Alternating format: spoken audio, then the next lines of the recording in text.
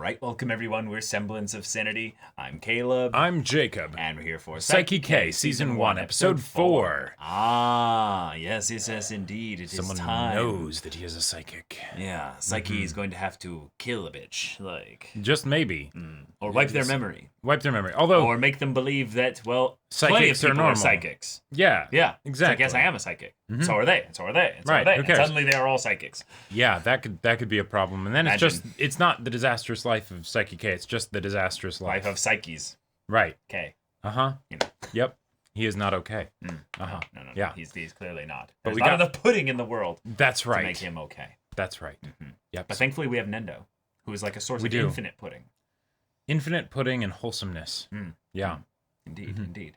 But we also have an actual secret organization now that has been put into the psyche sphere, if you will, Right. Yeah. and which will propagate into becoming a thing that will, have problems, of course, down the line. Definitely. Because Yep. Psyche is actually the leader of the whole organization. Naturally. Naturally. Yes. So, y'all, without further ado, let's get into this. All right, everyone, now be sure to go check out the reaction portion of the video in the description below, then come back here for the discussion. Judgment nights of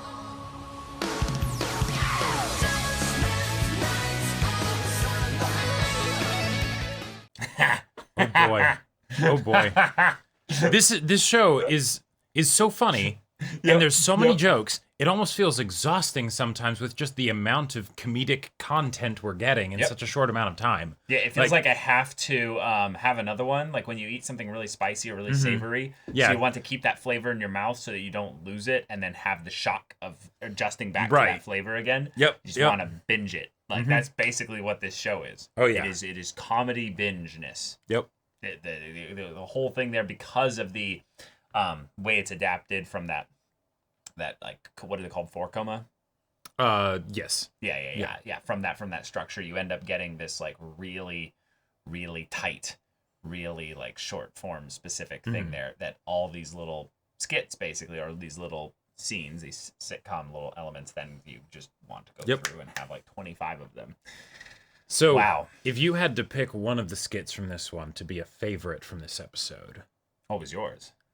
I don't know. I'm torn between the cockroach and the trying to fix the date at the end. The cockroach one made me laugh the hardest. Yeah, the 'cause, like- the date one is not as funny to me. I think it's actually the other one that's even funnier. It's the bit with the psychic, the spirit medium. That I one found the was spirit really medium good. Funnier than the date one. Him constantly thinking that people were real and they're ghosts. Oh, also the stuff with Hayuro, because Hayuro is an extreme version of me. So I very much am like, oh God, I think I could theoretically, if I was insane and had limitless energy, then I could end up like this. Right. But I loved those ones. Yeah, so bringing much. the log back on his back just to make sure that it was done that day when the festival isn't even for a month. Yeah, we're also starting to see a development with Saiki where he is willingly using his powers to help people with their problems in a way that he wasn't really as comfortable doing before. Right. So now he's doing it more often, and it's leading to He for his own self-interest, he wants to help them because because of his abilities and everything, their problems end up kind of being his problems. So, if he can do little things here and there to just make it so that he uses his psychic powers to do the work. Yep. So that he can relax. No issues at all. Or to try and keep the relationship from falling apart. That way she doesn't then start crushing on him again. God, the way in which, if they had just gone to the burger place, every single thing that they had gone through wouldn't have happened. Yep. So in a lot of ways, even down to the customer thing, because typically at a burger place, it's more of a fast food kind of experience. Sure. So you're rarely going to interact with the people. You just go up and be like, I want this. And they're like, okay, cool. That'll be this much money. Yep. And then you go, sit back down. You don't have an ordering menu, like, right. You kind don't of have a sit waiter down or anything. conversation back and forth. Nope. Nope. And you certainly don't have chopsticks. So in a way, Saiki, is it fate, or is is it the human nature that you can't really control it, or is it actually that you just screwed it up, right? Yep. Which I'm not sure which one is more poetic, right? Right. But They yeah. both work. But all right, we have what's his name? Reita Toritsuka. Reita Toritsuka. Yep. I like him as a recurring character idea. I also love his shameless like desire for self I want popularity. to get girls and win the lottery and all that stuff. And I like that his powers are different from Saiki's, so that way they do feel distinct and separate. But they are real. They are absolutely real, and he is not some kind of, Chunibyo kind of situation here where he's like, oh, I have the gift, Yeah. He just actually can see ghosts. He actually can see them. And he can't tell the difference. Yeah, and the fact that he can't tell the difference, he had that moment with his grandpa and his grandma. Back to back. Which was hilarious. Because you could kind of see the joke coming of like, okay, wait, it's grandma. What if she's, yep, she is. And then grandpa right after, it's like, oh yeah, there you go. Oh my God. But then him transferring to school, Saiki immediately threatening him lays in down the bathroom, the law. doing the kabedon as well. But then taking toilet paper and psychically turning it into a spike. Yeah. So that then I could could dissolve this in water. No one would ever know. Right, exactly. Murder weapon's totally gone. And he's just like, well, all right, sounds good. Yep, understood. Oh my God. I also loved that as he was going through all the guardian spirits, he's using it primarily to make the girls interested. And with the guys, he starts getting lazy. And then with Hayuro, he finds out that there's like an actual person that's alive, and he's like about to describe them as like an actual like say their name and everything, and it's like, whoa, he's like, whoa, that person's actually alive. Right. So the more fourth wall breaking in this episode was wonderful. The Shonen Jump, psychometry bit there showing like a half-dead manga artist, and I was just like, Jesus, man, calm down. Yeah, not just the getting the spoilers or anything like that, right? But just seeing behind the curtain of this, fun, production and everything. Yep. It's like, ugh. Oh, it's bad. Yeah. There was a really cool like world building explanation as to why he doesn't do that, but it's also a way in which he hasn't really controlled his powers. It's just he made a small thin see-through film that he glove. can wear over his hands. But the interesting thing about that is that he must be wearing that over like most everything, because like eventually he ends up touching like, I don't know, like people end up touching his neck or his face. Yeah, I guess when like, that happens, it's just arms. not as big of a deal because it's pretty rare, Or maybe he's so, strong in terms of Oh, no, wait, this is a Nendo joke set up. It's the idea that Nendo is the one person that he can't predict when he's going to be there. So Nendo could end up bumping elbows with him at some point, and then he'll tap into Nendo's stuff or what have you, and that'll be through psychometry. Except, would it not work because there's nothing there? Telepathy. Right. But that's telepathy. That's not necessarily all psychic powers. That's true. So we might be setting up a big brain Nendo joke in the long term. Like it's the first time he's going to psychically understand Nendo a little bit. Either that, or it's just going to be another instance of where, just like with Reita here, he sees Nendo. He's like, "Oh, you're a ghost. Like that's why I'm ignoring you. Oh, you're real? Oh, that's why my guardian spirit is his dad." I don't know if the show is ever going to give an explanation for that. Yeah. I feel like it doesn't need to. It doesn't need to. But the fact that that's a thing, awesome, cool. Yeah. Yep. Oh my God, though. There was a couple points in this episode along with the Shonen Jump bit, Uh-huh. but the point where he was like, "Nah, weddings, that's like one of the worst plots to go through." And I just had this moment. Can hear everybody's thoughts. Well, yeah, that's the thing. Oh my God. Okay, so this is where I share a little bit of a not an opinion, a story. So okay. no. So I have believed for a long time as a kid, and this is kind of a little bit of a depressing story, but it's just it'll tie into the comedy in a second here. I grew up basically feeling like I could tell when people were lying to me. Oh. And when I grew up, there were multiple friends that I found out that weren't really my friends, and that was really hard, but it reinforced the idea that there are times when you believe people are lying to you and you're right. Now, obviously, that's not right a lot of the times, but sometimes it is. Well, there was a point when I was in my early 20s and stuff like that I ended up going to a bunch of weddings. Lots of friends getting married. Yeah. And oh my God, you can.